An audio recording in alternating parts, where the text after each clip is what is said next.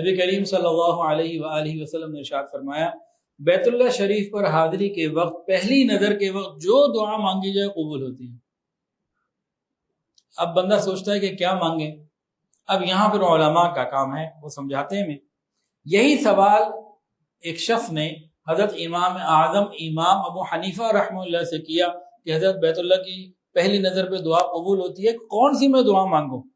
انہوں نے فرمایا کہ جب پہلی نظر بیت اللہ پر پڑے تو یہ مانگ لینا، اللہ آج کے بعد میں جو بھی دعا مانگوں ساری دعائیں قبول کر لیجیے، ہمیشہ کی بکنگ، یعنی مجھے ہی مستجاب الدعوات بنا دیجیے۔